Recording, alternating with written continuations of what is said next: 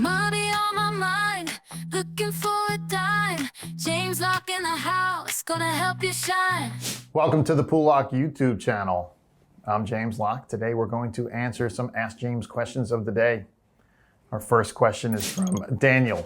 So what's going on exactly with Boeing? Can you explain? Well, there's been a lot of news about Boeing for a long time, actually. And that's a great question. There's, recent news surrounding Boeing. It was a few months back when they were, I think it was the 737 MAX 9 aircraft, and it garnered some attention, right? And they faced issues with that MAX 9 related to engine cowlings and rudder problems. Fortunately, these incidents didn't result in any injuries or fatalities. So that's positive news for Boeing, as it means, potential liabilities could be mitigated, and that's really what we've seen happen. It hasn't been anything too serious. Now, we look at Boeing stock performance. It has had its challenges over the past few years. The initial drop in Boeing stock, that value occurred due to the MCAS issue, right, with the 737 MAX 8, which caused significant grounding and operational challenges. Now, since then, Boeing has been working kind of diligently to resolve all those issues and really regain kind of market trust. And they've done a pretty good job so far. Now, the 737 MAX 9 issue, the good news is Boeing expects that fix to be, that was implemented quickly, right? Compared to the MCAS situation, right? And so that was a positive sign, and it was good for shareholders, and it kind of suggested Boeing's ability to manage and rectify issues promptly, and that's really what we've seen happen. Now, from an investment perspective, Boeing stock has fluctuated within a range over the last few years. Despite recent challenges, including the MAX 9 incident, Boeing stock saw a recovery of almost 10%. Almost initially after the MAX 9 situation. So it demonstrated the resiliency in face of adversity, and, could potentially be seen as a buying opportunity for investors who believe in Boeing's long-term prospects. And the reality is, it's held up pretty well.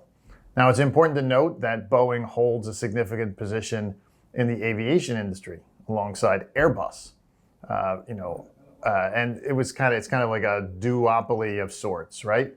This competitive landscape, coupled with strong government support in the United States due to Boeing's substantial employment impact, kind of reinforces Boeing's position in the market. So really wrapping it up, that event, the MAX 9 incident, impacted the stock temporarily. The company remains a crucial player in the aerospace sector with strong long-term potential. Investors should consider their risk tolerances and investment horizon when evaluating whether kind of recent price movements present a buying opportunity. Keeping an eye on how Boeing manages future developments will really be key in addressing its recovery and growth trajectory moving forward. So all in all, they've handled it pretty well so far. So good for Boeing. All right, great question. Very specific today. If you have a question, you can email it to poollocke@poollocke.com. Our second question today is from Jill. How do I know when it's safe for me to retire? So we went from very specific to very broad. All right, Jill, diving into this question, when it's safe to retire, let's apply an aviation style checklist to your retirement readiness. Just like preparing for a flight, you want to ensure all critical factors are addressed before taking off into retirement. First, let's look at your knowledge and preparedness, because ultimately, you're the pilot of your retirement plan. Even if you have an advisor, remember, they're more like a co-pilot assisting you. You need to be well informed about your financial situation, retirement income needs, and potential risks. Secondarily, consider your investments, the aircraft of your retirement plan. Are your investments appropriately allocated for your retirement goals? This means balancing income generation with growth potential while mitigating risks. Next, evaluate the current economic environment. Are we in a recession or an economic downturn?